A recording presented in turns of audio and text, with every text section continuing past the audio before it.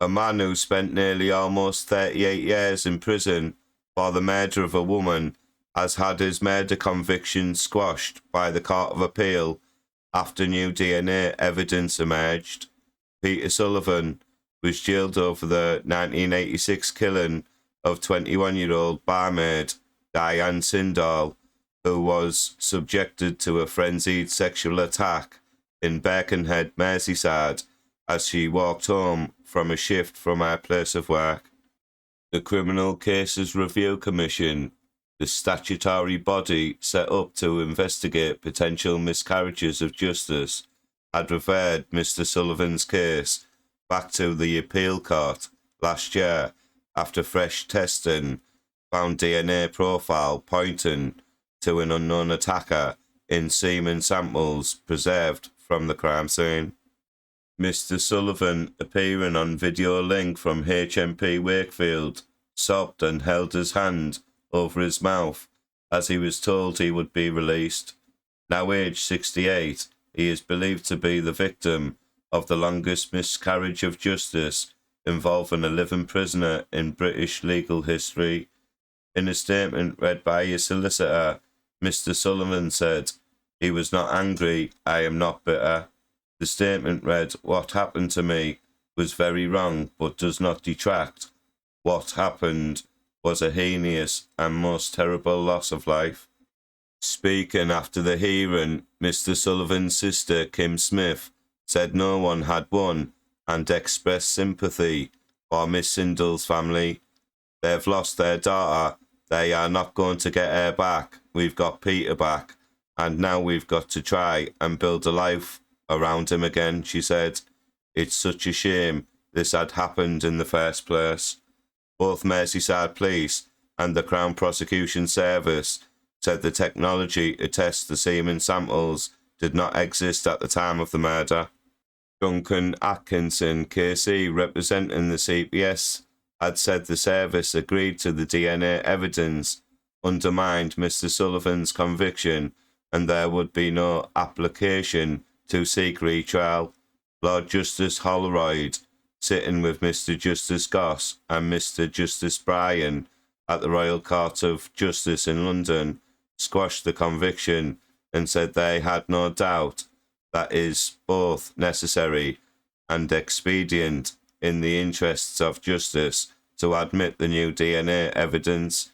He said in the light of that evidence, it is impossible to regard the appellant's conviction as safe. Lord Holroyd said injuries to the victim plainly did not point to a sexual aspect of the attack on Miss Sindall, and the inference was very strong that semen had been left by the real killer. He continued, "There is no evidence to suggest more than one man was involved in the murder, and no evidence to suggest semen may have deposited in the process of consensual sexual activity." His release came 38 years, 7 months and 21 days after his arrest, a total of 14,113 days in custody. About a year of that time was spent in custody on remand as he awaited trial at Liverpool Crown Court. The court-heard technology had only very recently been developed to the point where the semen sample recovered from Miss Sindall's abdomen could be tested for DNA. The DNA profile was not a match for Miss Sindall's fiancé at the time the court heard, while cross-contamination from the forensic investigator who collected the semen samples had been ruled out. Merseyside Police has since reopened its investigation into Miss Sindall's murder, but the force said, unfortunately, searches of the National DNA database had not come up with any matches. The force said it did not underestimate the impact of the conviction on Mr Sullivan. Detective Chief Karen Jondrill said more than 260 men have been screened and eliminated from the renewed investigation since 2023. "We have enlisted specialist skills and expertise from the National Crime Agency, and with their support we are proactively trying to identify the person the DNA profile belongs to, with extensive and painstaking inquiries are underway, she said.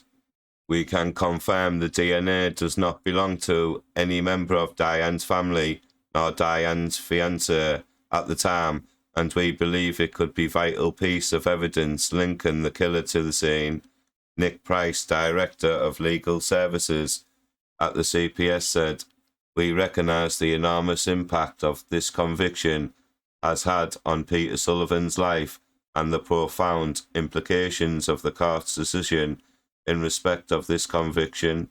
The prosecution case was brought on the basis of all the evidence available to us at the time," he said. After the new DNA evidence was presented to the service, it concluded it could not oppose the appeal. Miss Sindel, who worked as a florist but was also doing part-time bar work to save up for her wedding, was believed to have run out of petrol while driving home from her shift at the Wellington pub in Bebington, Wirral, shortly after midnight on the 2nd of August 1986. Detectives believe she was walking to an all-night garage or bus stop on Borough Road in Birkenhead when she was attacked and dragged into an alley. She suffered repeated blows to the head, which caused her death, and also had injuries, including bite marks and lacerations. The day after her killing, her clothes were found burning on Bidston Hill. Mr Sullivan became a suspect after a witness reported seeing a man, who they recognised as Pete, running out of some bushes near the site of the fire. During the course of the investigation, Mr Sullivan gave conflicting accounts of his whereabouts and offered confessions the court heard. However, his defence said he had learning difficulties and was highly suggestible. He had also been interviewed without a solicitor or an appropriate adult. At his original trial, the prosecution also relied on evidence matching bite marks on Miss Sindel's body to Mr Sullivan's dental impressions, but the court-heard forensic scientists now have expressed serious doubt as to the quality of the bite mark evidence. Mr Sullivan first applied for his case to be reviewed in 2008, but at the time it concluded there was little chance of any new DNA profile would be recoverable. He also applied directly to the court for permission to appeal in 2019, but that too was rejected. Another application to the CCRC was lodged in 2021. This time the body concluded that thanks to technological advances, it was worth testing the semen samples preserved from 1986. Mr Sullivan's defence team, led in court by Jason Pitter KC, said he acknowledged that the attempting to test the sample any earlier could have destroyed it permanently without yielding any results. Please like this video, please comment, and don't forget to subscribe. Thank you.